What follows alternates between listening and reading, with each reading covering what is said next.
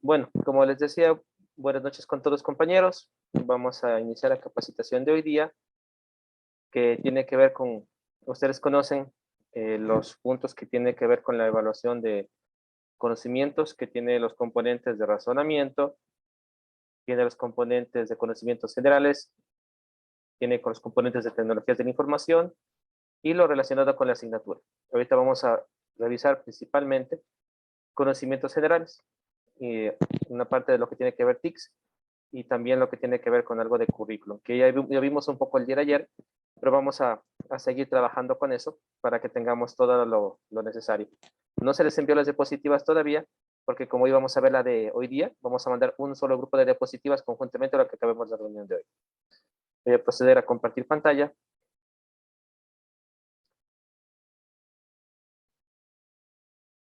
César, no sé si tu audio está saliendo bien. ¿En qué sentido? ¿Sí me escuchas? Te corta un poco, parece. ¿Me escuchan bien los demás compañeros? Y ahí sí está, ahí está mejor. Sí, Sí, sí, ya se está escucha bien. Sí, escuchamos, está bien. Ya.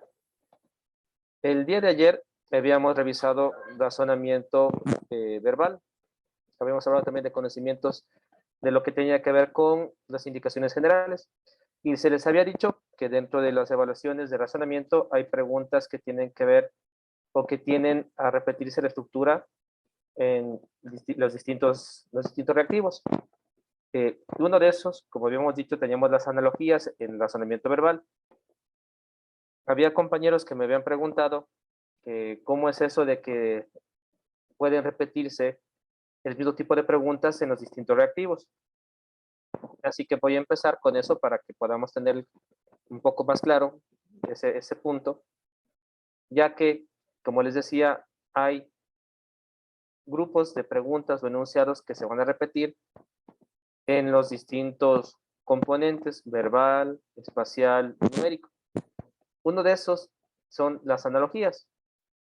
Habíamos visto ayer las analogías en la parte de razonamiento verbal. Vamos a ver brevemente lo que tenía que ver con razonamiento abstracto para que ustedes puedan identificar lo que les decía.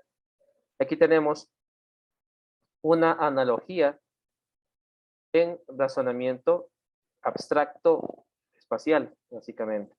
Así que, como pueden ver, tenemos los mismos componentes que teníamos el día de ayer en las analogías verbales, solo que nos muestra una figura, nos puede mostrar un símbolo, una figura, un dado, un plano, pero la analogía va a mantenerse igual, donde nos dicen que un gráfico es a otro gráfico como tal esa incógnita.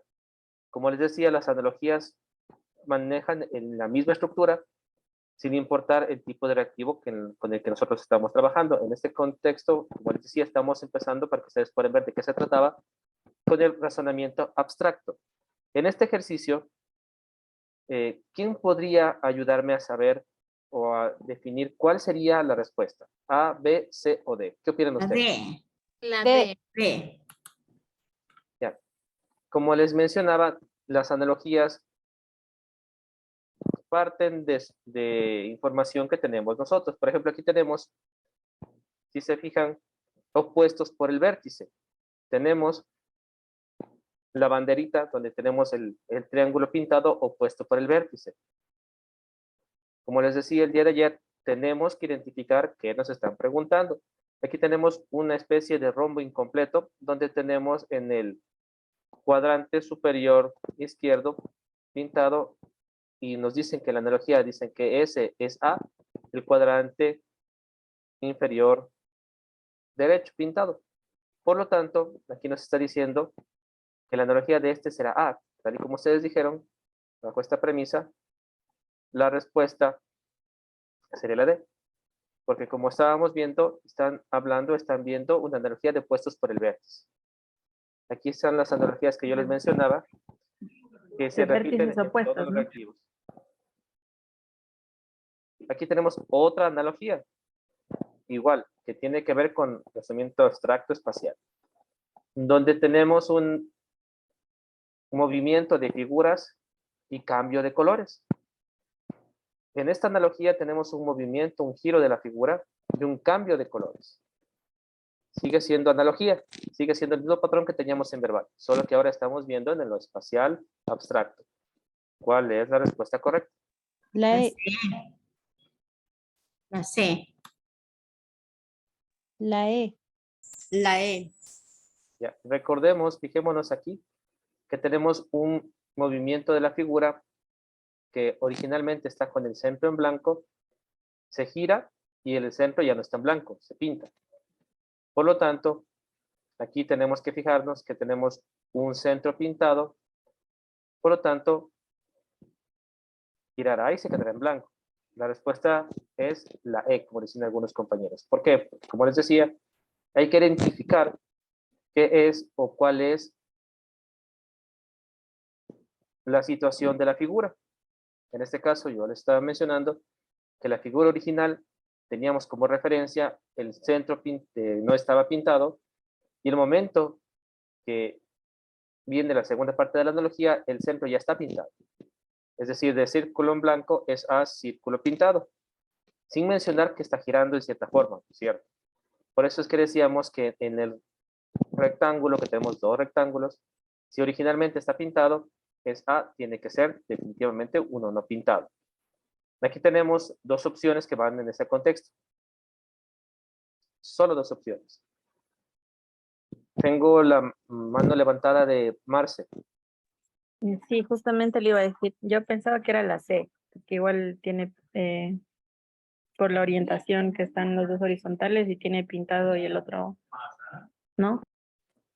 Ya, entiendo, pero recordemos, fijémonos en el ejercicio, en la primera parte, la imagen está girando un poquito, está girando. Por eso es que tenemos que ir identificando qué es lo que le pasa a la figura. Primero empezamos con el color. Partiendo del color, la que viene tendría que ser definitivamente en blanco. Como ya vimos que tenemos rectángulo en blanco, tenemos dos opciones, la C y la E. La A, la B y la D no entrarían. La A, en ese contexto, no entraría. ¿Por qué? Porque no está en blanco el centro. La B y la D no entrarían porque no tienen que ver con la figura que estamos analizando. Bajo esta premisa, como les decía, vamos a ir evaluando las variables que nos está dando el ejercicio. El primero, el color. El centro pasa a ser de otro color, en este caso blanco. Bajo esta premisa, ya tenemos identificadas dos opciones. Una vez que identificamos estas dos opciones, pasamos a la siguiente variable, que es el movimiento. Este movimiento, estamos viendo que gira, está girando la imagen. De las dos opciones que teníamos, solo tenemos una que gira, que es la E. Y ahí tenemos la respuesta a esta. Por eso es que recuerden que es razonamiento, pero siguen siendo analogías. De igual manera, ustedes van a fijarse que tenemos construcción de figuras, que eso ya me imagino que ya repasaron sin ningún problema, en donde nos están mostrando, nos están pidiendo que identifiquemos o que nos imaginemos cómo un sólido se vería desarmado y armado, identificando en qué caras estaría una figura, una situación, una imagen. Lo principal que tenemos que nosotros tener claro es cómo se construyen las figuras. Aquí, por ejemplo, tenemos cómo se construye un cubo. Podemos ver todas las caras que tiene un cubo. Identificamos todas las caras que tiene un cubo. Y una vez que tenemos identificadas las caras, podemos empezar ya a imaginarnos posiciones, imaginarnos imágenes, imaginarnos situaciones donde este cubo, ¿qué pasaría si se le gira o no se le gira, o si se le pone una imagen o no se le pone una imagen? Eso va a pasar no solo en figuras como cubos, también puede ser pirámides u otro tipo de figuras. Por ejemplo, aquí tenemos igual lo que tiene que ver con rotaciones, que tenemos que irnos fijando cuál sería el siguiente en la sucesión de la imagen. Todo tiene que ver con el movimiento de la imagen. Otro punto de los que igual tienen que fijarse es construcción de cuerpos, construcción sólidos, donde les van a poner una imagen desarmada y ustedes van a tener que determinar cuál es la que corresponde a esas piezas. ¿Cómo se verían esas piezas armadas? Ustedes tienen que identificar eso. Tiene que ver igual, siguen siendo analogías, siguen siendo construcciones, pero lo que nos diferencia es que ya no son palabras, sino son figuras. Por eso se les mencionaba al comienzo que los reactivos tienden a mantener ciertos parámetros, ciertos enunciados como base. Lo que cambia es cómo lo aplican. Aquí seguimos teniendo una construcción, una analogía, una forma de ver este cuerpo. Por ejemplo, de estas 4 opciones, A, B, C y D, desde su punto de vista, ¿cómo se verían esas piezas armadas? La A. La A, es la A. Esta es La A. Ya. Déjenme le invito a una compañera que está en la sala de espera de una vez. Un momento. Ya. Lo importante es que tengamos la capacidad de imaginarnos cómo se vería. Veamos. ¿Por qué no puede ser la B y por qué no puede ser la D?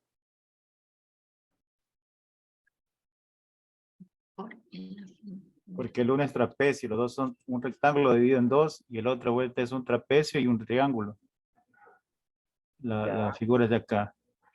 Vuelta acá en la D, la figura pequeña, el paralelepípedo está dividido, perdón, el rectángulo está dividido también así en dos triángulos, rectángulos. Ya. Tenemos que fijarnos bien en la información que nos da el ejercicio. En ninguno de los puntos o de las partes del cuerpo desarmado tenemos una que esté con una línea que vaya de vértice a vértice, de ángulo a ángulo. No está. Por lo tanto, las que tengan este tipo de cosas pueden ser opciones que no podemos tomar mucho en cuenta. Tenemos que fijarnos si tiene el mismo número de piezas, si tiene el mismo número de figuras dentro de esto. De aquí, la respuesta sería la A. Le repito, si nos fijamos en las partes del cuerpo, que está aquí, ninguna tiene una raya que lo cruce. Ninguna. Por lo tanto, ni la B, ni la C, ni la D podrían ser. Por eso les decía, tenemos que identificar muy bien qué es o qué información nos está dando el ejercicio. Si nos dan unas piezas, tengo que fijarme que el cuerpo que las formen tiene que mantener la simetría y la secuencia con las piezas que me dan. Como les decía, al fijarnos que tenemos cuerpos que son o que están marcados o que están trazados de vértice a vértice, de ángulo a ángulo, automáticamente se descartan. Recuerden, es evaluación de razonamiento. Estimado, tengo una pregunta. Dígame. Tengo una pregunta. Los compañeros decían la A, la A, la A, pero ellos no sabían, uno decía algo así, decían de trapecio, bueno, pero la explicación que usted nos da es bien lógica. Pero yo como que intuía que era la A, pero yo no lo sabía, o sea, más o menos porque las figuras se ven como acomodadas. Intuía que era la A, pero su explicación es muy clara, que eso me deja satisfecho, porque yo ya justo le iba a preguntar eso. O sea, todo el mundo dice la A, pero no sabíamos bien a ciencia cierta, al menos yo, que cuál era la correcta. Gracias. Claro, por eso les digo que en razonamiento ustedes tienen que fijarse, les repito, siempre en la información que nos dan. Ya sea en la pregunta, ya sea en el enunciado, porque muchas veces desde allí ya podemos nosotros ya ir descartando opciones que no tendrían razón. Como nos están dando ya las piezas aquí, tengo que fijarme, repito, si mis piezas guardan relación con mis opciones. Si ya veo una que no guarde relación, automáticamente le voy descartando. Aquí automáticamente tenemos 3 descartadas de plano y nos da la respuesta. Recuerden, es razonamiento. En la evaluación es de razonamiento, por lo tanto tenemos que pensar un poquito en ese contexto. Otro de los ejemplos que ven aquí es los cuerpos. De igual manera, sigue siendo que ustedes imaginen cómo funciona, cómo está puesto, cómo está plasmado el cuerpo. Bajo esta premisa, la flechita nos indica cómo es que queremos que fijarnos en el cuerpo. Ustedes van a fijarse que van a encontrar en sus evaluaciones imágenes similares a estas donde les pidan identifiquen cuál es la vista que se tiene tomando en cuenta la flechita como la persona o como el centro de, como ustedes están viendo la figura. Basado en la flechita que nos está informando cuál sería o cómo sería la forma de ver la figura, ¿cuál ustedes creen que será la respuesta? La 1. Ya tenemos la 1. Sí, es la 1, es la 1, sí. La 3. No es la 1. Obligadamente es la 1. ¿no? Sí, claro. La 3. Ya, recuerden cómo está viéndose la imagen. La imagen se está viendo como está aquí la flechita, ¿no es cierto? Por lo tanto, desde la flechita podemos imaginar y ver que tenemos una línea inclinada, ¿verdad? Tenemos aquí una línea inclinada. Tenemos como una bajadita. Visto desde la vista, desde el punto de vista visto desde el ángulo de la flechita. Por lo tanto, el que no tenga esa bajadita automáticamente se descarta. El único que tiene la bajadita es el 1. Desde la vista de la flechita no vamos a poder ver los triangulitos que están aquí. Solo vamos a ver los rectángulos. Es lo que se va a poder ver. Por eso tenemos que ir construyendo la imagen en función de lo que vemos, en función de lo que nosotros tenemos como información del ejercicio. Empezando que desde la vista original tenemos la flecha que mira un rectángulo. Vemos un rectángulo, tenemos en el es un rectángulo, ¿no es cierto? Necesitamos más información. Desde la flechita vemos que tenemos una línea inclinada. Ya tenemos más información de un rectángulo y una línea inclinada. Bajo esta premisa, vemos cuál de ellos tiene una línea inclinada. Solo el 1. Por lo tanto, los demás quedan fuera.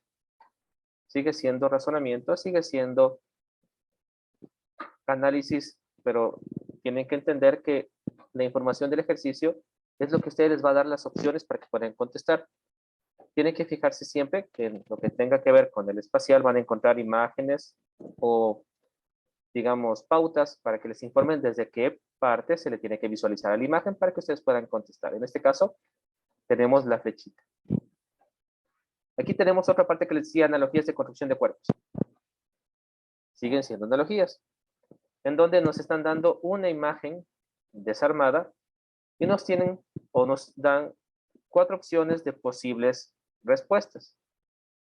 Tenemos una pirámide en donde en la parte inferior, en el centro de la parte inferior, tenemos una estrella de 5 puntas en gris.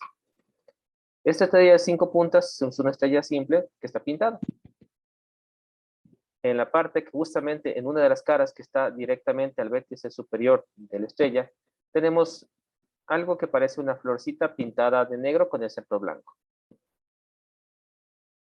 En la parte inferior de la estrella, indirectamente, imaginémonos que estamos ahí viendo la imagen armándose, enfrente de la florcita que está aquí, tenemos un triángulo en la cual la punta superior está pintada de un color gris igual que la estrella.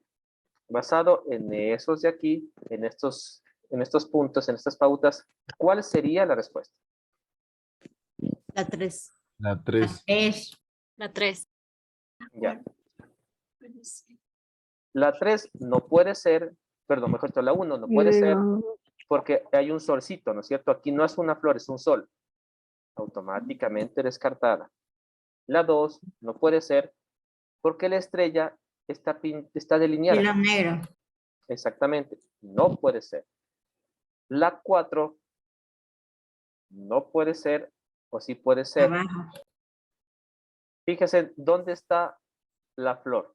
No puede ser porque la flor está al lado de la La flor está casi en el la triángulo línea. que tiene pintado la punta. Ya, La flor ya topa la arista. Está muy abajo, no está en el centro. ya. Independientemente de eso, fijémonos lo que les decía. La flor está directamente en la cara opuesta de donde está pintado el triángulo. Ese es otro de los puntos que tienen que fijarse. Por eso es importante que ustedes se fijen bien cómo funciona. La opción que ustedes decían es la correcta. La 3. Como pueden ver, aquí van a darse cuenta que tenemos la florcita. Y enfrente de la florcita está el triángulo con la parte pintada de arriba. Es la construcción que hacemos nosotros imaginariamente de cómo sería este cuerpo armado.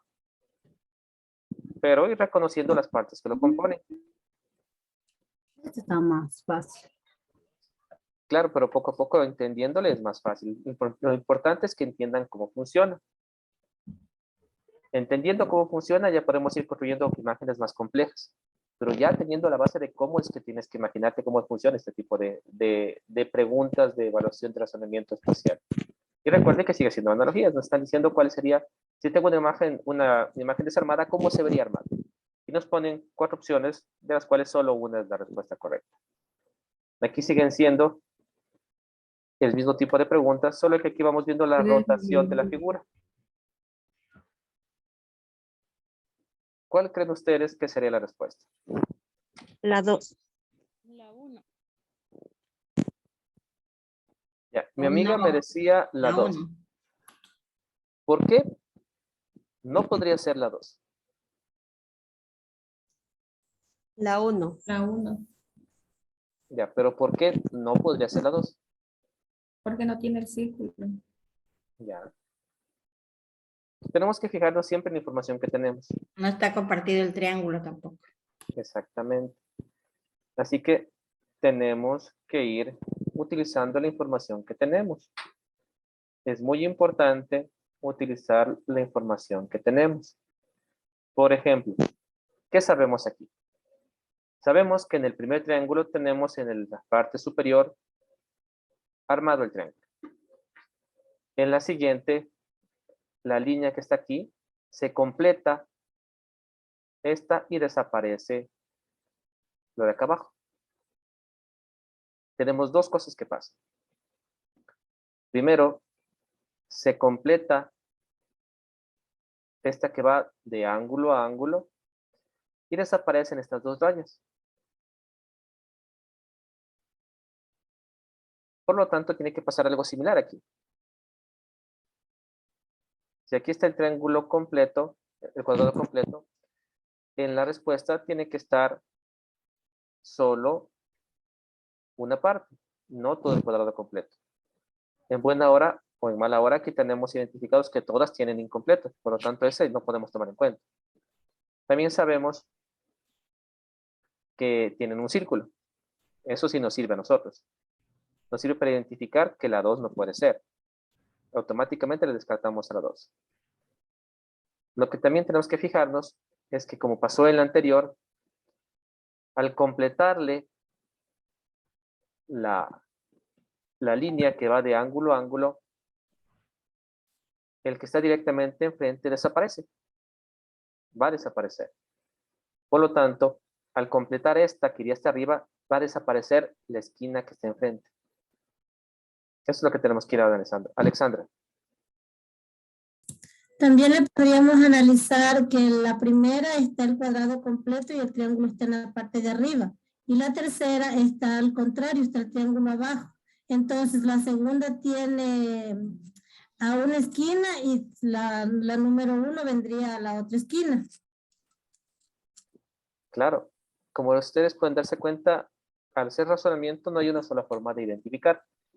Ustedes van a encontrar algunas formas de identificar la respuesta. El punto es que aprendamos a identificar las opciones y ir descartando la que no puede ser. Como les decía, esto tiene que ver con específicamente razonamiento, con las preguntas que les decía que tienden a repetirse el mismo tipo de preguntas sin importar el reactivo. Puede ser matemático, puede ser verbal y puede ser abstracto espacial, como pueden ver ahorita. El mismo tipo de preguntas se repite, analogías o completo. Ahora ya vamos a la parte de conocimientos generales. En conocimientos generales, ustedes me imagino que pudieron ver en la página del INEVAL, claro, cuando esté funcionando porque ese siempre se cae, que mencionan que va a haber preguntas relacionadas con las tecnologías de la información. Las TICs, o las TACs también, pero no son las TICs ahorita.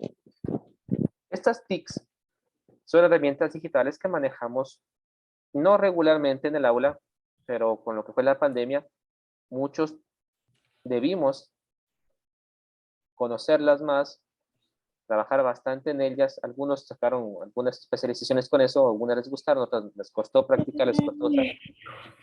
Así que lo que tiene que ver con las TICs es parte directamente del contenido de la evaluación. Vamos a ver características de plataformas, lo que tiene que ver con entornos virtuales de aprendizaje rápidamente, las plataformas que pueden usarse.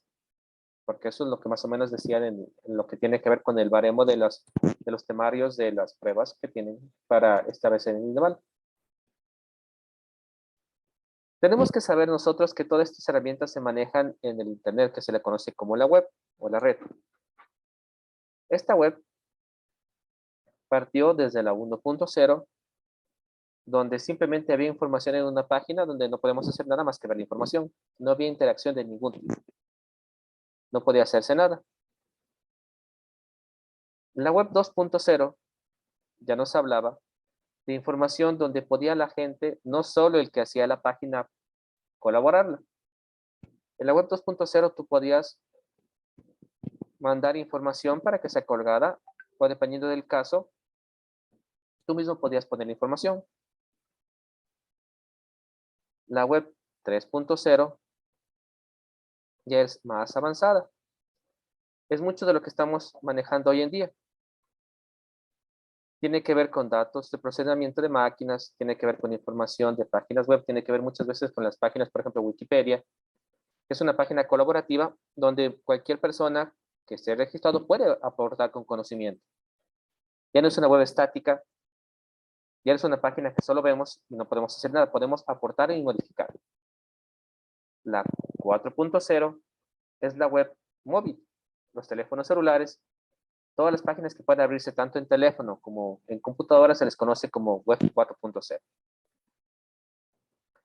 La 5.0 tiene que ver, por ejemplo, con la realidad aumentada, con el metaverso que se le conoce, donde las personas que ingresan tienen un avatar, una imagen, un personaje con el cual interactúan con otros personajes, que puede ser lo que él quiera, puede ser un gatito, un perrito, lo que sea. Quizás han visto a sus hijos jugando en eso en algunas páginas web, donde se ponen, no sé, otro nombre, se ponen, no sé, ya no son personas, son animales o son cositas así. Eso ya es la web 5.0. Son las 5 webs que se están manejando o se han manejado en el transcurso del tiempo. Como les decía, las que más se están manejando actualmente parten desde la 3 hasta la 5.0. ¿Por qué? Porque en estas webs ya hay una interacción, ya hay una colaboración, ya hay una estímulo-respuesta directo del navegante con las personas que están allí. Es una conversación como que fuera con la persona que está aquí en tu casa. Puede ser en el chat, puede ser en un foro. Son lugares donde ustedes pueden interactuar con información, con preguntas, con respuestas, con cualquier tipo de opiniones. Las redes educativas o las plataformas educativas, nosotros ya me imagino que las hemos escuchado. Si no las hemos manejado, las hemos escuchado. Estas, por ejemplo, son lo que es la Wikipedia, que es una página en donde cualquier persona que tenga el conocimiento puede aportar o editar conocimientos que quien ha puesto. Esta información de las redes educativas no siempre se puede considerar una información fiable. Basado en eso, en la información de redes y páginas educativas o páginas web, ¿cómo podremos diferenciar una página con información realmente utilizable para la educación o para la investigación de otra que no lo es? ¿Cómo creen ustedes?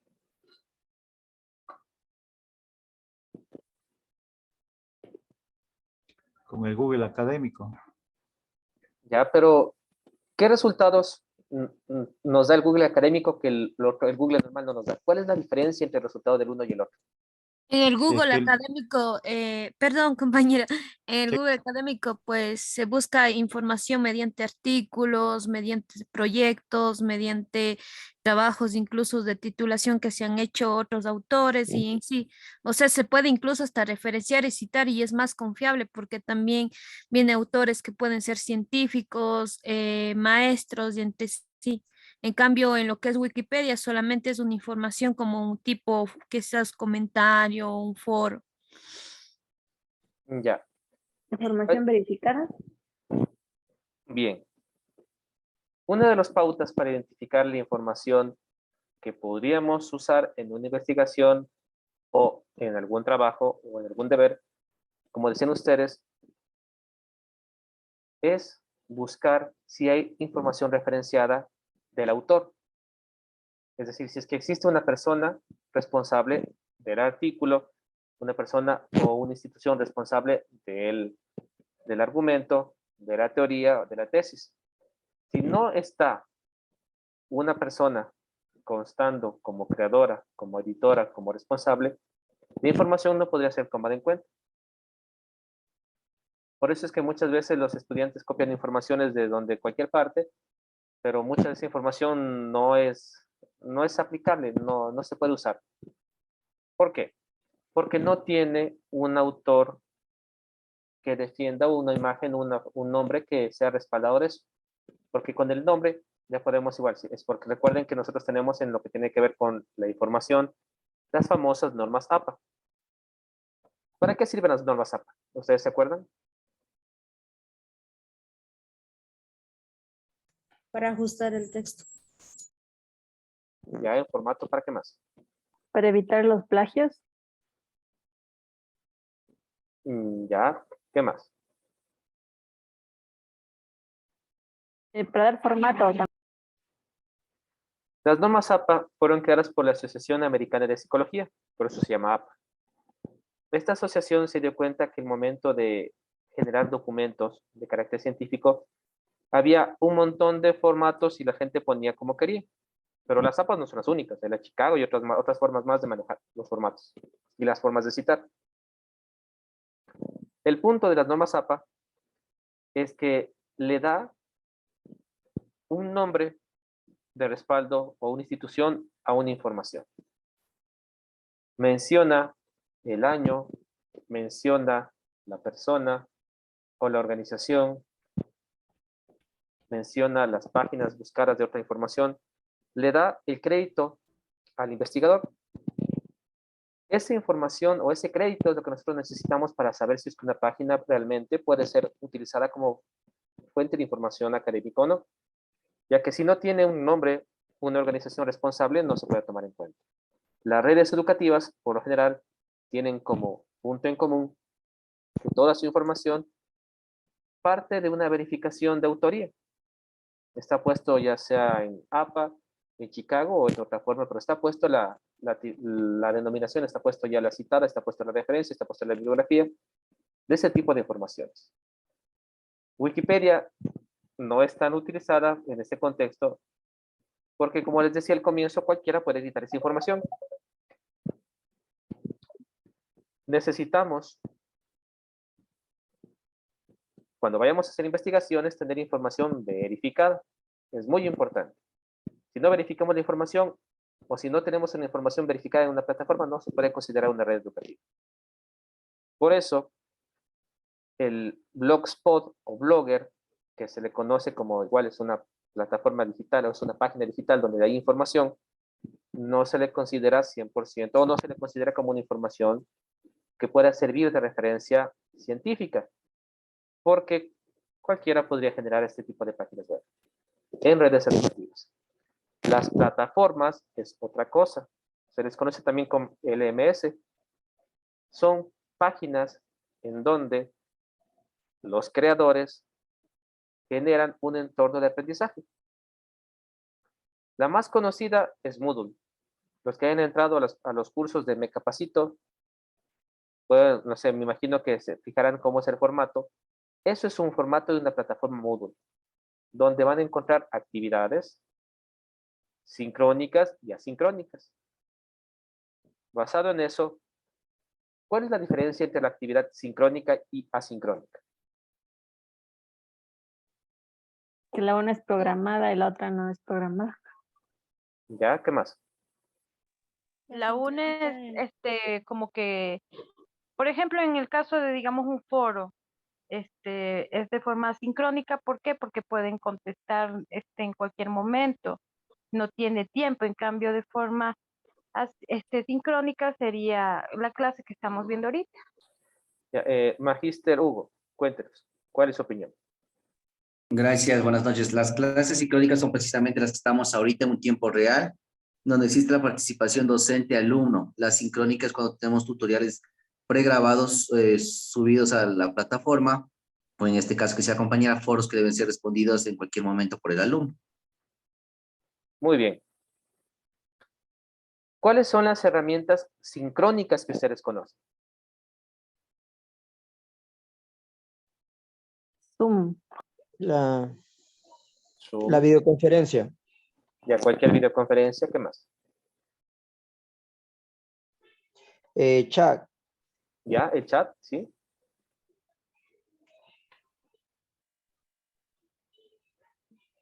Cualquier herramienta que me permita interactuar en tiempo real con el alumno o con el docente.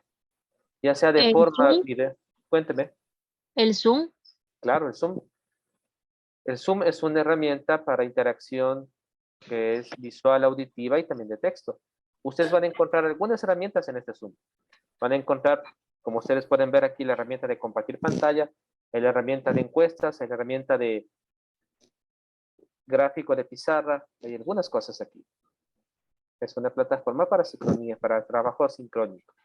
Otra de estas que tenemos también es el famoso Teams, que el ministerio utilizó durante la pandemia, o pidió que utilizáramos nosotros. Hay otras plataformas de igual manera que se manejan en algunas universidades que son igual, parecidas, que son plataformas propias en donde se manejan clases sincrónicas con chats igualito que son. La diferencia es que estos son propios de las universidades. También pueden encontrar el Edmodo o el Classroom, que son consideradas como algo parecido a una plataforma educativa, porque permite la interacción con el estudiante, puede generarse actividades, puede mandarse deberes, pueden evaluarse deberes. Una de las ventajas que tiene el Moodle es que puede autocalificarse. Usted programa la plataforma para que el estudiante genere evaluaciones, genere, digamos, glosarios, genere foros, genere trabajos. Si no necesitan de su calificación, pues tranquilamente la plataforma puede calificarlo sola y tiene la nota. Inclusive da libretas de calificaciones. Son las ventajas de las plataformas educativas. Como les decía, estos entornos nos permiten la gestión administrativa. Nos permiten generar distribución de contenidos. Podemos utilizar la metodología que queramos en estas plataformas. La comunicación entre el alumno y el equipo de trabajo y tutorías. Porque recuerden que las plataformas por lo general manejan más de un docente. O casi todo el colegio maneja la plataforma, donde hay un solo administrador que genera cursos, genera aulas, o da los permisos o licencias para que los demás puedan actuar en cierta forma. Y obviamente nos permite hacer el seguimiento que les decía. Nos da informes en tiempo real de cuándo entran, cuándo no entran, cuánto tiempo han estado en la plataforma, cuándo han hecho el deber, si no han hecho el deber. Igual, como tienen tiempo límite para entregar los trabajos, nos informan qué estudiantes no han cumplido, qué estudiantes, digamos, no hicieron bien el trabajo en el contexto de no subirlo completo, cosas así. Dependiendo de la plataforma, tiene un sinnúmero de herramientas que son muy útiles. Esto dentro de las TICs. Por ejemplo, una de las plataformas LMS es el Atutor, que es similar al Moodle, pero no es tan usado. El Chameleon, es Camaleón, también tiene que ver mucho, es bastante parecido, es una plataforma LMS que utilizan muchas instituciones, que no es gratuita, sino ya tiene paga para que funcione. El Caroline es otro tipo de plataforma LMS que también tiene que ver con código abierto. El Dokeos sigue siendo un LMS. El famoso Moodle que les estaba mencionando, que es uno de los más utilizados, por lo menos en América, creo que es el más utilizado. El Sakai, igual, es una plataforma LMS que tiene bastantes herramientas, pero muchas veces es más a nivel universitario. El Edmodo, que es como que el hermano menor de los LMS, que les tiene algunas herramientas, no muchas, pero tiene algunas que pueden ser usadas en trabajo. El Amagesto, que igual sigue siendo el LMS, el Blackboard, que es otra de las más conocidas, pero esta es bastante cara, es de paga. El Edu 2.0, todas estas son plataformas que tienen característica LMS, la educativa, el First Class, todos son LMS. Pero, ¿cuál es la desventaja de estos LMS, compañeros? Cuéntenme, ¿cuál será la desventaja de estos? ¿Qué creen ustedes? Una porque es de paga, algunas. Ya, una, Y ¿qué la, más? y la otra por la complejidad, porque en realidad uno debería saber, pienso, para poder Ya, manejar estas plataformas. muy bien. ¿Quién más? Quizás presentan fallos de conexión. Ya, muy bien. ¿Qué otra cosa? Quizás también sean plataformas súper pesadas que necesitan full megas para poder tener acceso a la conectividad. Muy bien. Uno de los principales problemas, como decía el compañero, es que se necesita un conocimiento de informática algo, digamos, no básico, sino un poquito más elevado para poder programar estas plataformas. Las que son de código abierto necesitan que alguien las programe. Que se llame, que signifique o que digan que es de código abierto es que es gratis. Si usted tiene un servidor, puede instalar esta plataforma y utilizarla. Dependen de una nube, dependen de un servidor, dependen de un espacio en el internet donde puede estar alojada esta página. Si es que no tienes los conocimientos suficientes, no vas a poder administrar esta página. Necesitas tener conocimientos para manejar esto. Y como decía la compañera, se necesita conectividad. Acuérdense lo que nos pasó en pandemia, que muchos estudiantes, por más facilidades que hacíamos, por más cosas que hacíamos, no se podían conectar porque no había cómo. Por ejemplo, yo en mi institución educativa, yo trabajo por el Quinche, no es que haya un internet de lujo, si es que hay, es bajísimo y es muy complicado trabajar en lo que tiene que ver con plataformas porque, como decía la compañera, ocupan un ancho de banda, ocupan unos megas y los estudiantes no lo pueden manejar. Si a veces ni docentes tienen los megas para poder hacer eso, pero los estudiantes. Es una de las principales desventajas, es eso. Otra de las herramientas que se ha manejado bastante es el Google Classroom, que igual puede ser considerado una plataforma de aprendizaje, en donde ustedes van a poder hacer sus pruebas, van a poder poner sus trabajos, van a poder poner trabajo colaborativo y demás. Tiene integración con otras plataformas, con otras páginas, con otras herramientas, como el Google Drive, donde ustedes pueden hacer encuestas, pueden hacer pruebas, que se autocalifiquen. Pueden fomentar el trabajo colaborativo, porque en el Google Drive tiene la opción de que ustedes pueden poner un documento para que todos sus estudiantes lo puedan trabajar el mismo documento. Y ustedes van a poder identificar qué estudiante está allí porque quieren que se registren en la plataforma y van a sumar el nombre de la persona que está trabajando en el documento.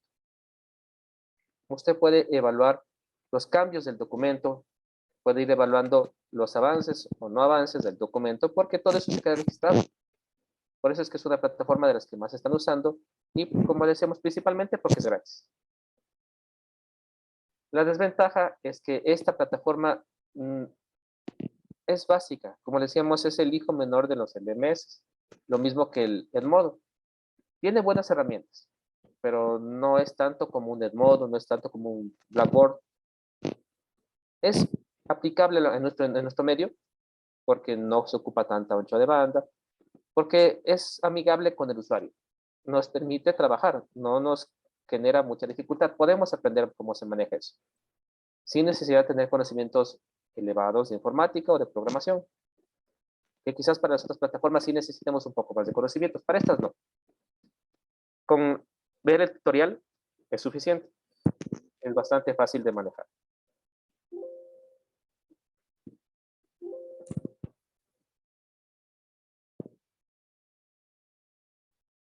Los más conocidos en esto, como les decía, es el Moodle, el Canvas, el Classroom, el Edmodo y el Blackboard. Son las LMS o plataformas de aprendizaje que más se están ocupando en educación. Aquí no se ha tomado en cuenta todavía el de Microsoft, el famoso Microsoft Teams. A pesar de tener mucho tipo de herramientas, todavía no le están tomando tanto en cuenta, porque es uno de los más pesados. Si ustedes han utilizado el Google, el Classroom, no es tan pesado, pero si ustedes usan el Teams, los teléfonos a veces colapsan. porque ocupa mucha capacidad del teléfono, de la computadora y peor del internet. Por eso es que no están usados.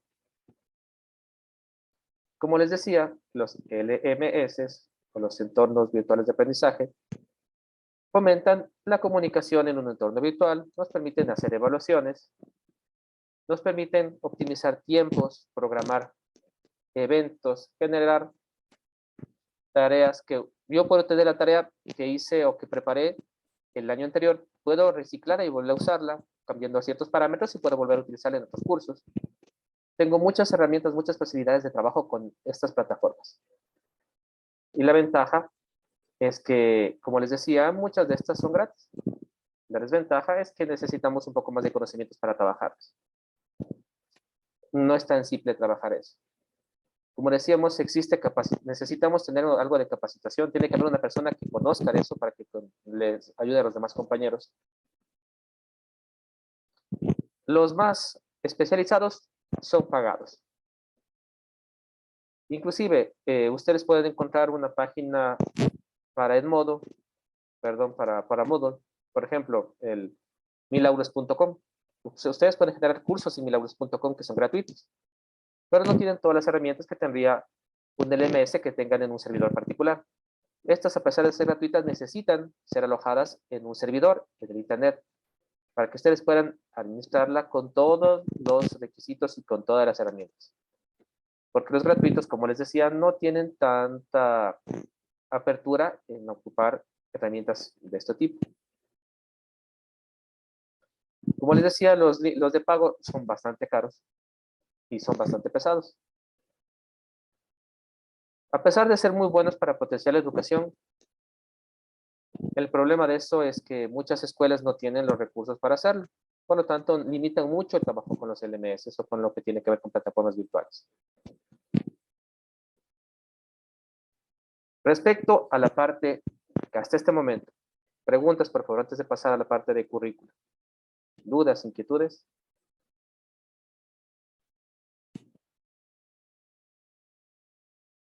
No. Bueno. Pasemos a algo que también estábamos hablando el día de ayer. Estábamos hablando de las posiciones teóricas en educación. Por ejemplo, habíamos mencionado el constructivismo, que es la que tenemos hoy en día. Es la teoría que estamos manejando más hoy en día en el que es el Ministerio de Educación. La teoría constructivista. En donde nos está diciendo que el docente es un facilitador de conocimiento. Ya no es como en las corrientes anteriores donde el docente daba la información literalmente y el estudiante la copiaba literalmente. ¿Alguien se acuerda cómo se llamaba esa corriente teórica pedagógica? Tradicionalista. Ya, pero otro nombre. Conductivismo.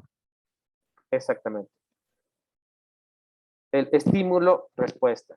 El Pavlov, donde le hacía al perrito por estímulo-respuesta babear cuando le ponían la comida.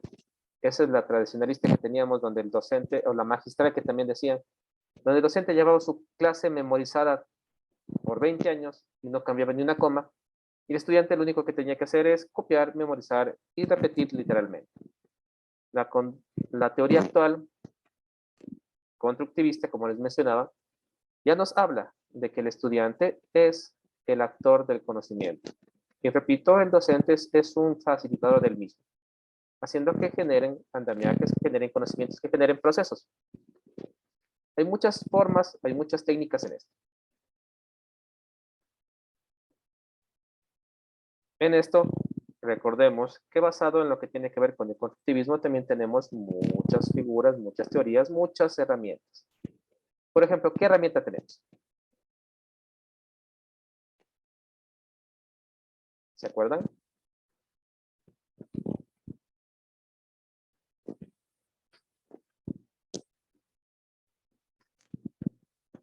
¿Alguno de ustedes ha trabajado con el aprendizaje basado en proyectos? Sí. Hacemos los proyectos interdisciplinarios. Exactamente. ¿Cómo se llamaban esos famosos proyectos? ABP.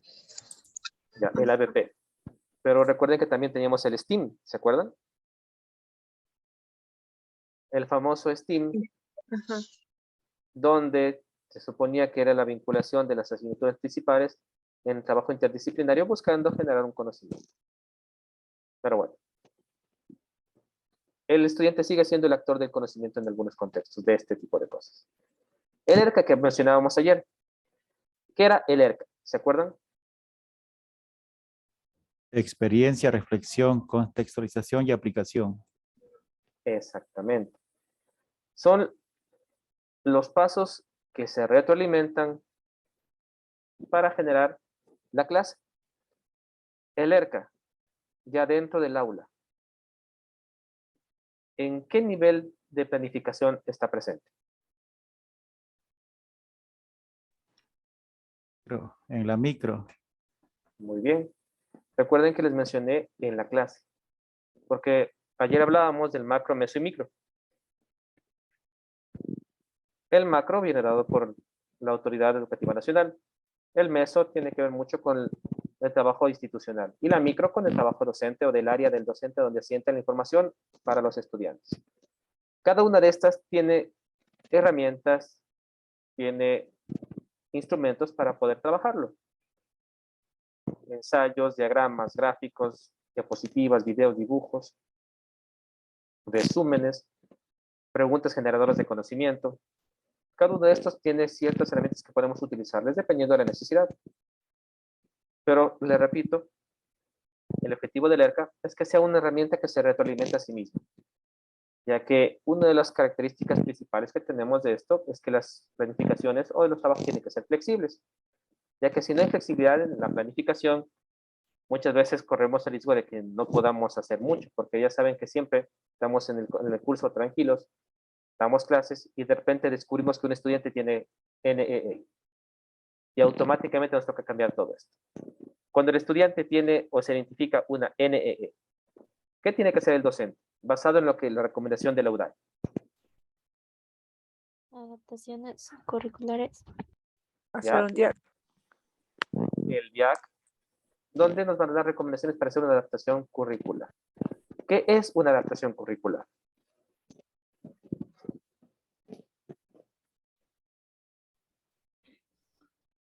Es una forma diferente de planificar de acuerdo a la necesidad del estudiante. Muy bien.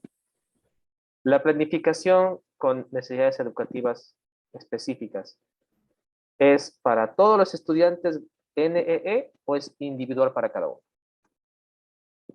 Disculpe, es individual, dependiendo a los tipos de discapacidad o de... Diferente, o sea, es diferenciado. Muy bien. Dependiendo del grado, dependiendo de la naturaleza. Por eso es que recordemos que el trabajo del docente no es fácil. Supongamos que tenemos 5 estudiantes con NEE grado 3, no vinculado a la discapacidad, no vayamos con discapacidad. Por lo tanto, tenemos que hacer una planificación 5 apartados distintos. Y también depende mucho de la característica de la dificultad del estudiante, porque supongamos que tenemos una dislexia o una discalculia. Tendríamos que hacer una adaptación distinta o particular para matemáticas, para literatura. Quizás que no afecte tanto a las carreras que son, o las asignaturas que son más, digamos, prácticas, donde el estudiante no tiene que leer tanto. Va a depender mucho de la característica particular de los estudiantes con sus necesidades para saber hasta qué punto tenemos que ir adaptando nuestras planificaciones. Recordando que tenemos 3 niveles: grado 1, grado 2, grado 3. Como ustedes decían, tenemos la experiencia, la reflexión, la contextualización y el aprendizaje, en donde la experiencia siempre se va a basar en lo que el estudiante conoce. No necesariamente basado en el conocimiento del aula, porque recuerden que muchas de las asignaturas de bachillerato son nuevas para ellos. Por lo tanto, el docente tiene que aterrizar el conocimiento o la información a la realidad propia del entorno del estudiante. Quizás no particularizado a cada uno, pero sino con ideas generales que quizás le ayuden al estudiante a, utilizando sus experiencias personales, poder generar conocimiento o movilizar el conocimiento. Con lecturas, con foros, con videos, con dibujos. En la parte de dibujos hay unas herramientas que se puede llamar, no sé si han escuchado, el storyboard, donde se hace como un bosquejo de una película en escenas, donde el estudiante puede ir dibujando, armando, cómo sería tal situación. El storyboard. Lo importante de esto de la experiencia es que el estudiante identifique que el conocimiento que él tiene relación con ciertas áreas y que no es que no sabe nada. Porque si le preguntan a usted a un estudiante, ¿usted qué vio? Nada, siempre. ¿O usted vio en esa cosa? No. Por eso toca recordarles eso basado en la experiencia. De igual manera, la reflexión ya tiene que ver con la organización de las ideas que ya vio o que ya identificó o que ya recordó en la parte de experiencia. Aquí pueden ser utilizados ejercicios de kinestesia, visuales, audiovisuales, esquemas, cosas que movilicen la imaginación de la idea del estudiante. Lo importante es que el estudiante entienda cómo se vincula esto con su día a día. Una de las cosas que pidió el ministerio bastante es que vinculemos la información, el conocimiento con el día a día del estudiante.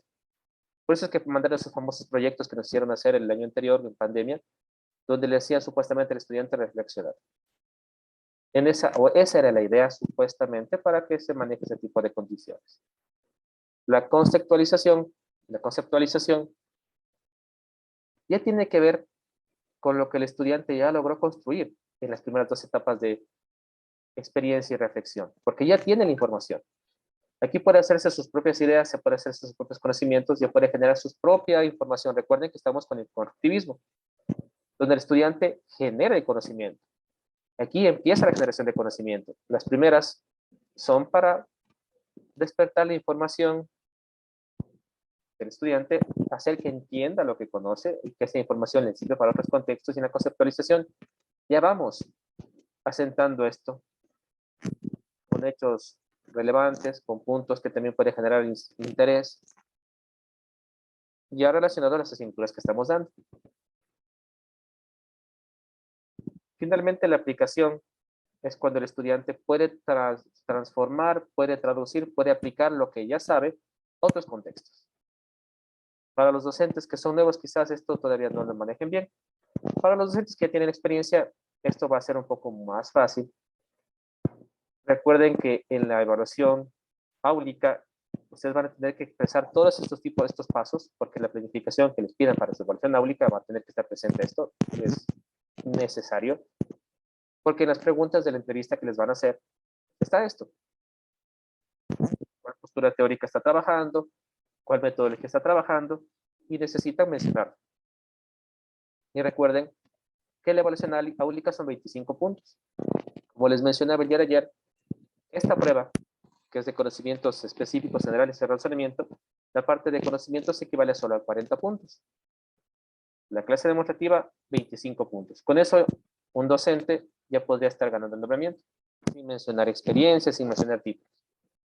Pero les pongo como información para que ustedes conozcan.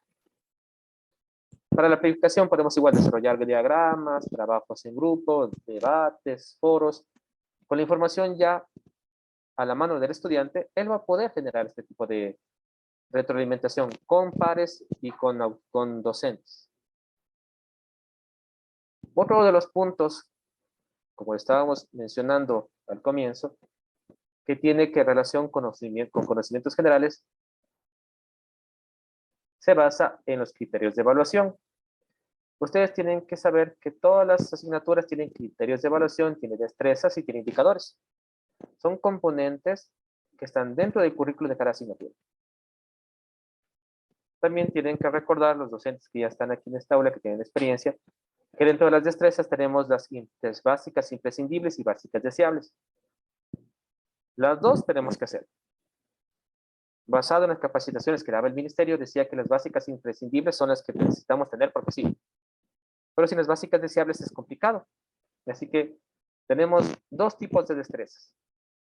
Básicas imprescindibles y básicas deseables.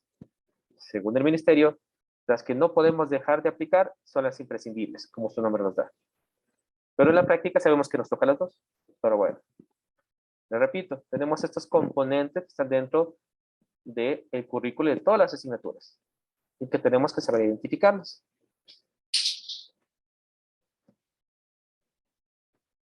Dentro de las evaluaciones de conocimientos generales, van a tener que ver con los objetivos de aprendizaje.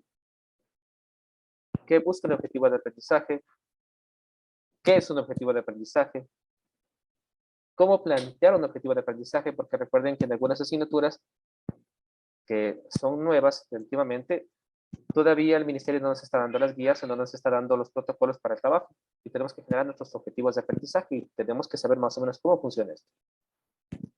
Van a encontrar preguntas más o menos en este contexto.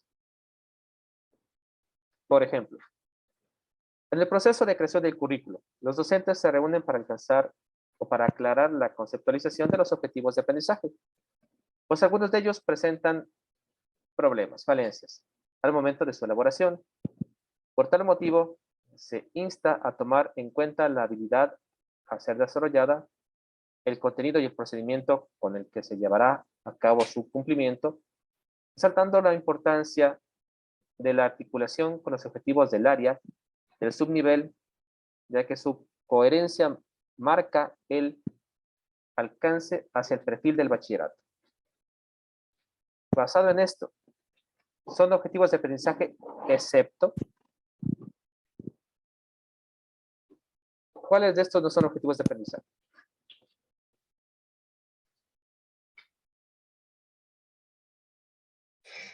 Investigar problemas. ¿Alguien más?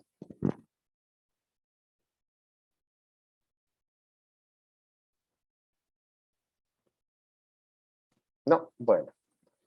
La respuesta, medir y comparar. El argumento. La opción de respuesta es la C, porque nos está indicando una destreza con criterio de desempeño. Pues se establece el entorno de desarrollo de la habilidad, la organización del espacio, en lugar del método. De esta manera, el enunciado no contiene la forma en que la acción se llevará a cabo. Es decir, que tiene que estar cómo se va a hacer. Ya que medir y comparar es habilidad. Mientras que las longitudes de los objetivos del entorno comprenden el contenido. Pero no existe un método. Tenemos que aprender a identificar. Esto en función de los objetivos de aprendizaje, porque todos hemos visto, pero quizás no sepamos cómo funciona, no sepamos cómo se hace. Por eso es que igual no se preocupen que acabamos esta reunión, yo les paso esta información para que tengan a la mano. Otro de las áreas, otro de los puntos, es el currículum, como ya hemos visto. El currículum es parte de los, digamos, de los temas de análisis.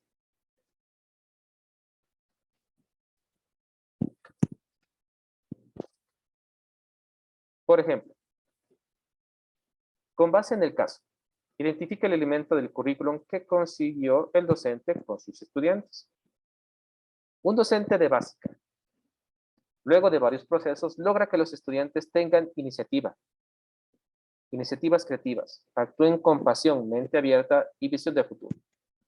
Que sean líderes proactivos y responsables ante la sociedad para la toma de decisiones y se sientan preparados para tomar riesgos. El docente ha trabajado durante todo el año para poder obtener los resultados esperados. Además, ha aplicado diversos procesos orientados a garantizar que lo planificado en el sistema educativo pueda darse. ¿De qué estamos hablando? Perfil de salida, criterio de evaluación, objetivo del área. objetivo general del área. Ya. ¿Alguien más? El objetivo general del área. Destreza con criterio de desempeño. La respuesta es perfil de salida. ¿Por qué? Porque recuerden que ustedes van a tener que revisar documentos del ministerio, que son conocimientos generales, donde el perfil de salida del currículum ecuatoriano ordena, organiza y relaciona de manera concreta elementos curriculares. Además, define a partir de 3 valores fundamentales, la justicia, la innovación y la solidaridad. ¿Cómo se establece esto? Déjenme ingreso un compañero que está en sala de espera. Necesitamos que ustedes vayan identificando qué es cada cosa. Ya vimos que objetivos de aprendizaje nos está haciendo falta ver cómo se maneja. Igual, quizás no todos manejan el perfil de salida del estudiante, porque recuerden que todos los estudiantes tienen un perfil de salida. Todas las asignaturas tienen cierto nivel de perfil de salida. Específicamente las asignaturas técnicas tienen perfil de salida, los bachilleratos técnicos. Necesitamos identificar criterios de evaluación, identificar objetivos del área, destrezas con criterios de desempeño, objetivos. Recuerden que tenemos el objetivo del área, el objetivo de la asignatura también. Tenemos todos esos niveles que ustedes tienen que empezar a revisar para esta evaluación. De igual manera, saberes pedagógicos. Ya vimos esta información. El modelo pedagógico que estamos trabajando nosotros es el conductivismo. Eso es claro. Pero, ¿qué hubiera pasado si en el ejemplo se mencionaba que el docente solo genera el conocimiento para que el estudiante lo absorba y lo memorice? ¿De qué estamos hablando? ¿Cuál de esas 4 sería? Tradicionalismo. Tradicional. La C. Conductivismo. Depende de cómo esté planeado. Recuerden que estamos hablando de... Recuerden que estamos hablando de modelos pedagógicos. Esa puede ser la clave. Pero bueno. Conductismo. Conductismo. El que estamos manejando actualmente, el paradigma actual, es el constructivismo. El paradigma anterior hablaba del conductismo. Igual, lo que tiene que ver con metodología didáctica, va a haber posiblemente preguntas de este contexto. Hay que identificar las dimensiones de aprendizaje que desarrollan los estudiantes. Análisis, aplicación, comprensión, metacognición. ¿Qué es análisis? ¿Qué es síntesis? Necesitamos que empiecen a recordar esas cosas. Es muy importante. Te repito, necesitamos que ustedes empiecen a identificar qué es un análisis, qué es una síntesis, qué es una aplicación. Todo lo que tiene que ver con la metodología. Es importante. También hay metodologías, como lo que estábamos hablando hace un momento, el ABP, que es una metodología basada, dependiendo de cómo sea puesta, puede ser basada en problemas o basada en proyectos. Y ustedes tienen que saber identificar qué es cada cosa. Porque les van a poder preguntar un texto donde esté enunciado qué o cómo está formada tal metodología y ustedes van a tener que saber identificarla. Son puntos, son partes que están dentro de conocimientos generales. Igual evaluación. Recuerden que tenemos la evaluación diagnóstica, la formativa, la sumativa, o también les pueden preguntar algo referente a la evaluación de los estudiantes. ¿Qué sucede? ¿Qué pasa? ¿O bajo qué parámetro el estudiante puede tener un examen de gracia? Puede tener un examen remedial o puede tener un examen supletorio. Todas esas cosas son informaciones de conocimientos generales que necesitan ustedes tener claro, por favor, en función de la evaluación. De igual manera, la LOEI, recuerden que la LOEI ya cambió, tenemos una nueva ley. Ahí menciona las evaluaciones, pues, legalmente está en el reglamento. El reglamento todavía está en discusión, pero si es que ya sale la prueba, lo más seguro es que salga con lo que tenía en el reglamento anterior. Como era la sumativa, la formativa, la diagnóstica que tenían puestas ahí. Son puntos del reglamento que igual se les va a mandar para que tengan, para que revisen, porque es importante que tengan esa información también. La normativa legal, como les decía, las obligaciones de los docentes, son puntos que ustedes van a tener que echarse un ojito porque puede haber preguntas, porque son conocimientos generales.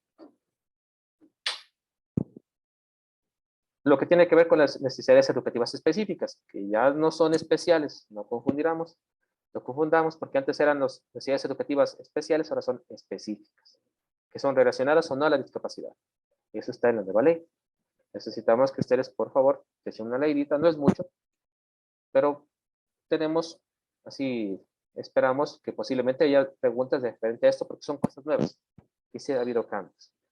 Lo que era la UDAE, que es la Unidad Distrital de Apoyo a la Inclusión, que está dentro de la LOI, tienen que saber qué es lo que hace la UDAE, ya hablamos del DIAC hace un momento, el DS, el famoso Departamento de Consejería Estudiantil, cuál es el papel del DS, lo que tiene que ver con la cultura de no violencia y demás, son puntos que ustedes tienen que conocer de conocimientos generales. Esos son los temas principalmente que están relacionados con los conocimientos generales. Otro punto que ustedes quizás les tomen en cuenta, o quizás les tengan como información, es relacionado al currículum vigente. Recuerden que hoy en día tenemos una modificación, digamos un cambio curricular, donde hubo una disminución de la carga horaria en algunas asignaturas, donde tenemos ya dividido la jornada laboral docente de 6 horas diarias en trabajo curricular en función de los ámbitos de aprendizaje y las complementarias. Son cosas que hoy en día tenemos como ya en vigencia y que tiene que tomar en cuenta porque es conocimiento general. De igual manera, usted tiene que acordarse, tiene que saber cuál es la carga horaria de su asignatura. Porque eso ya podría ir directamente igual en conocimientos específicos, pero tenemos que conocer qué carga horaria tiene cada asignatura, específicamente la que vamos a dar nosotros, dependiendo del nivel que queramos participar, tomando en cuenta que cambió la normativa. Ustedes saben que cambió la normativa, así que tenemos que saber en qué cambió. ¿Cuáles son las actividades complementarias que tenemos, recomendadas? En cada nivel van a encontrar las cargas y las actividades, tanto para básica, básico superior y bachillerato.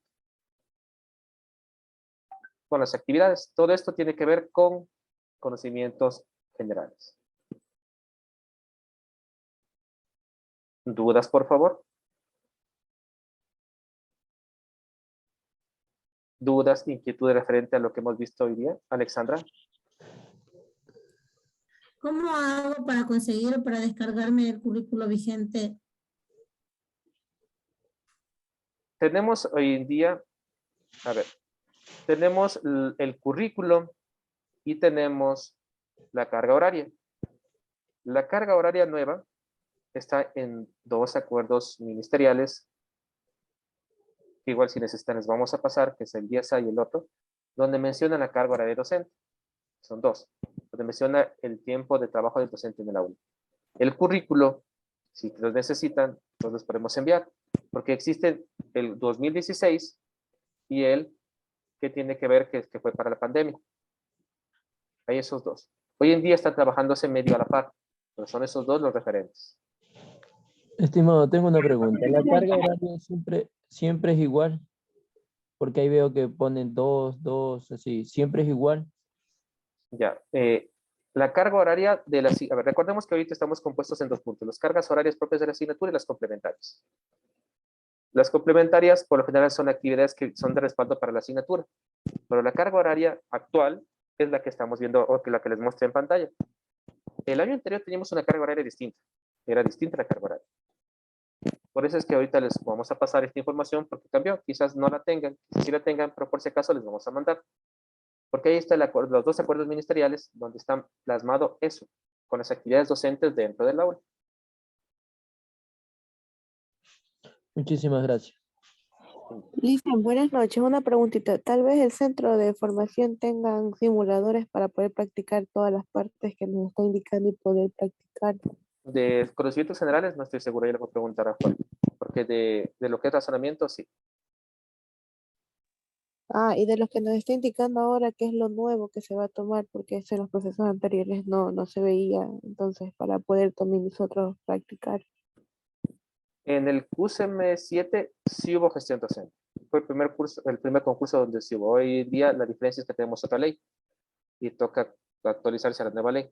Pero ahí vamos a hablar con Jorge para ver cómo se puede coordinar eso también.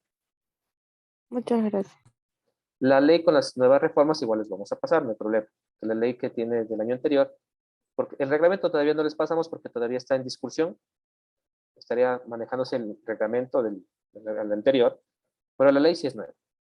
Así que eso primero vamos a pasar. Las diapositivas con la ley, la nueva.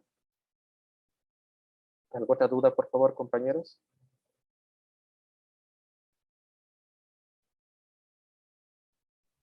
Profe, en cuanto a las, también nos evalúan la clase demostrativa, ¿verdad? Eso es en méritos de posición. Una vez que usted pasa la etapa de aptitud, entra al banco de elegibles, usted entra, ahí sí entra el concurso que es de méritos de posición, se inscribe otra vez, presenta todo lo que tiene que ver con su formación académica, lo que tiene que ver con sus cursos. Ahí le van a dar una fecha para que dé una clase demostrativa donde le van a pedir una planificación, que igual eso van a ver con el compañero Chiriboga, donde tiene que tener todas las estrategias, todas las destrezas en función de la asignatura y del tema que le están poniendo en un tiempo específico con un curso. Eso es sobre 25 puntos. Profe, o sea, por ejemplo, ahorita nosotros vamos a empezar ya con las pruebas de personalidad, ¿verdad? Una vez pasadas esas pruebas, seguimos con las que son de razonamiento y conocimientos generales. Sí. Para las de razonamiento y conocimientos, que tenemos que inscribirnos de nuevo o ya es válido la primera inscripción. Eso Ya, quería saber. la inscripción de ahora es para la etapa de aptitud. La etapa de aptitud está compuesta por psicológicas, razonamiento, conocimientos generales y específicos. Es una sola. Una vez que pasen esa etapa, otra vez les va a tocar inscribirse, pero ya en el concurso de méritos de posición. Cuando ya tenga la calidad de aptos y entre del banco de elegibles, ahí toca la inscripción en el concurso de méritos de posición. Que eso es el próximo año todavía. Para enero, para allá estar. Listo, profe, muchísimas gracias. Ya. ¿Algo otra duda, por favor? Sí, yo quería saber sobre el simulador que íbamos a realizar con el razonamiento verbal. ¿Cuándo podemos hacerlo? El simulador de razonamiento, el razonamiento creo que Jorge ya lo tiene. Ese ya creo que ya se lo envió. Él tiene el de razonamiento, que son creo que 60 preguntas, es 1 minuto por pregunta con tiempo para que ustedes puedan hacer. Tiene el espacial, tiene el verbal, tiene el matemático, para que practiquen un poco más. Estimado, la prueba de personalidad es la prueba psicológica, ¿verdad? Exactamente. Esa todavía no nos preparan, ¿verdad? No, esa creo que va a ser con el otro psicólogo, específicamente en los test de personalidad. Ok, muchas gracias. Ya, ¿alguna otra duda, por favor? Sí, profe, buenas noches. A ver, primero Andrés, después Leia. Sí. Dígame, Andrés. Profe, en el tema del currículum vigente, usted decía que es del 2016-2018, pero ahora hay con énfasis en competencias. Ajá, esa es la pregunta. Gracias. Ya, actualmente están manejándose los dos, porque si se fijan, los contenidos siguen siendo de currículo de 2016, lo que cambian son ciertos parámetros. Por eso nos recomiendan que para el trabajo en el aula se utilicen los dos currículos. Más que todo por los contenidos, porque hay algunas cosas que se han mantenido. Pero como les decía, necesitamos los dos. Y si necesitan, igual les vamos a enviar. Si es que ustedes ponen en el chat del WhatsApp la información que necesitan, eso se les puede compartir sin ningún problema, si es que no lo tuvieran. Maribel. Profe, una pregunta. Anoche nos dijo que nos iba a pasar la información de la capacitación. Sí, no les pasé porque no sabía que ya también íbamos a continuar, así que les voy a pasar de las dos juntas. Por favor, gracias. Ya, ¿alguien más, por favor? No, yo quería saber que los simuladores, ¿a qué páginas nos enviaron? ¿O al WhatsApp? Al WhatsApp les van a enviar un link para que ustedes lo hagan en internet. Ok, muchas gracias. ¿Alguna otra duda, por favor?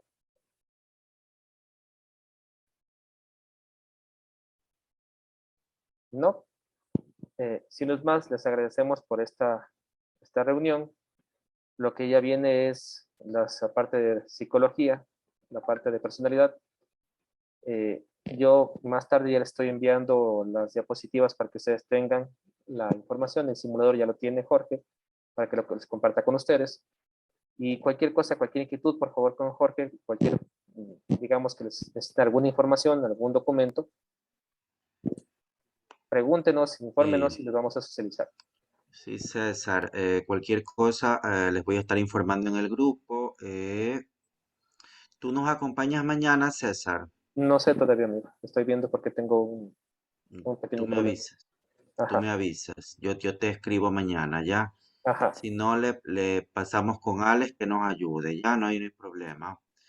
Ya, compañeros, ¿no hay alguna duda? Sí, disculpen, buenas noches, una pregunta.